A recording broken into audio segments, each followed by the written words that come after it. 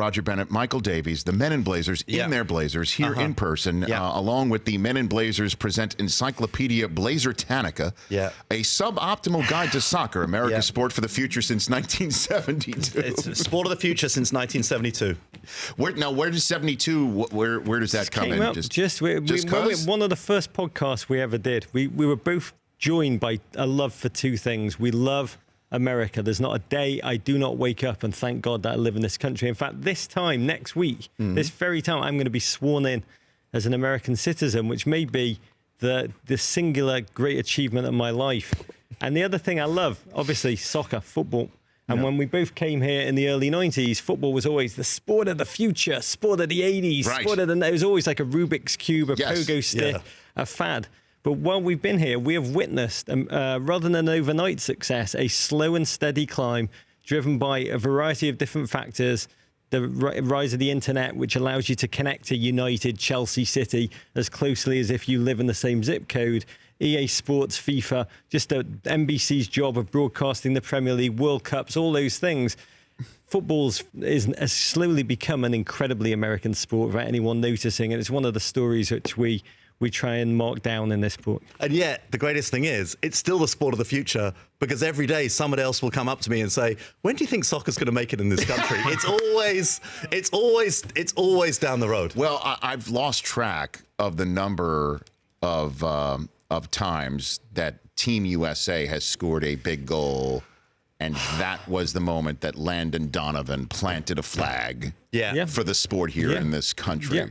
Or just fill in like a Mad Lib, you can change the proper name. In 1950, England, the great England team, lost to the USA, who played a minor league washed-up baseball player in goal. They had a Haitian dry cleaner at striker. The US won 1-0. The manager of the team was the first person to utter the doom phrase, "This is all we need to make the sport go in America." No one cared. USA didn't qualify for another 40 years. But you have Landon Donovan. At the last World Cup, you had John Brooks scoring against the Ghanaians in the last second, falling to his knees and crying. Incredible memories. You will not have these at the next World Cup, 2018. Breaking news, the US did not qualify. I was about to say that you'll still have an amazing World Cup, and Americans will love it. Is that right? Yeah, because you love a circus. You love an excuse to daytime drink. Daytime drinking. You love an excuse to cut work. Really, that's it. Daytime drinking. Look at all your cameramen are nodding. They're like, we're cutting work. Yeah, we like daytime drinking. We're up for that, they're saying. Daytime drinking. I don't know who's going to be filming your show for 31 days while the World Cup's on, because they're all going to be watching, and Americans will follow that narrative, which we try and mark out in this book, even without an American kicking a football in it. So why hasn't the sport taken hold? Well, look, Americans like sports that they can win. Americans are winners. Yes. I mean, it's amazing when you come and you watch the Olympics. Yes. I mean, it's annoying watching the Olympics if you're a non-American when you're outside the country. When you come to America and it's just literally a parade of Americans winning things, you understand that they're playing to the audience because Americans like winning and winning and winning. Problem is, even if you're the greatest soccer nation in the world, you lose quite a lot. Like, soccer is about loss. It's as much about loss as it is about winning.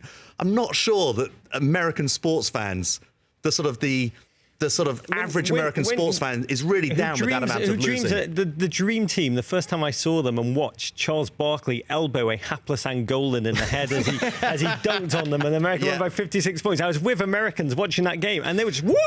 Number one.